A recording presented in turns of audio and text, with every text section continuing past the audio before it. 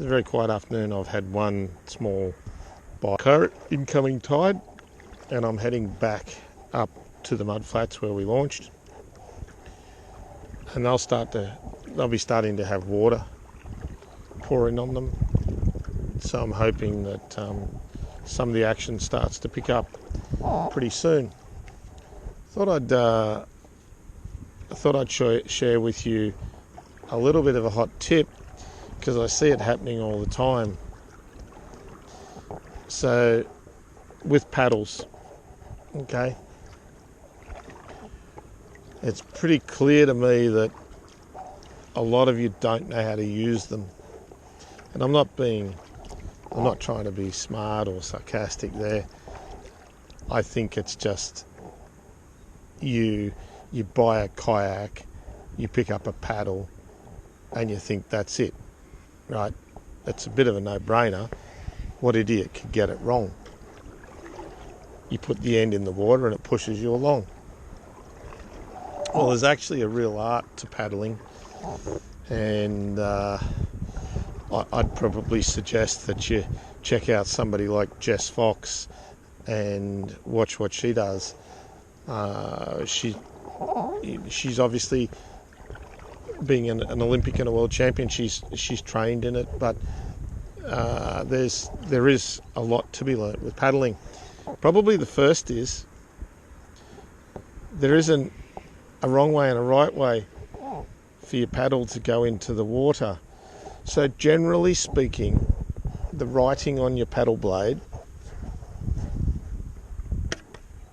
should be the right way up. Okay?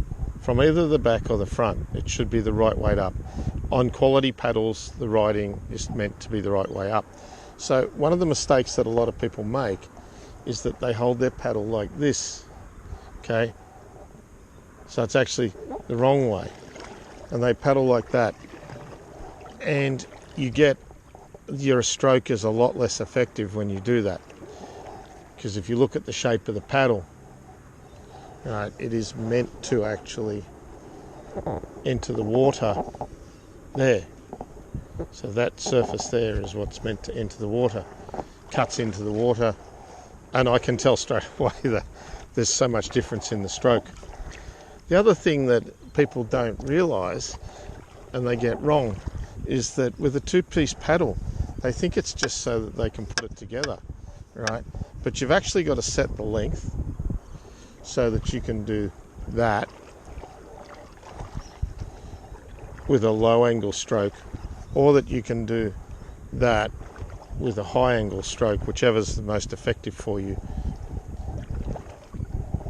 So that's getting the length right is really critical to you being able to have a good day on the water.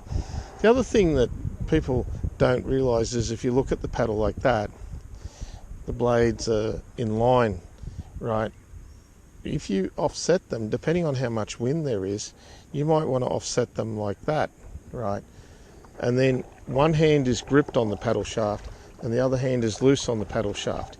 Now, the reason you want to do that is because when you're stroking like this, the blade that's not in the water, if it's a very windy day, it can cut through the wind. So you can angle your blade to whatever you like on quality paddles. On cheaper paddles, there's like one or two holes, right? But it's called feathering. And it allows you to cut through the wind. And if you see what I'm talking about there, the blade will just slice through the wind. If you have them so that they're in line, the blade that's out of the water is actually going to push against the wind if it's coming towards you. Conversely, if the wind's behind you, right, then it's actually handy to set it like that, because it will help put leverage, it will reduce the amount of effort that you're putting into the stroke that's in the water. So just a couple of tips there on paddles and how to set them up and adjust them and paddle effectively. Anyway, I'm hoping to go back to actually hoping to catch a fish. If that doesn't work, I might go watch a video from somebody who can catch fish. And in the meantime, you watch my video on how to paddle. Catch you later.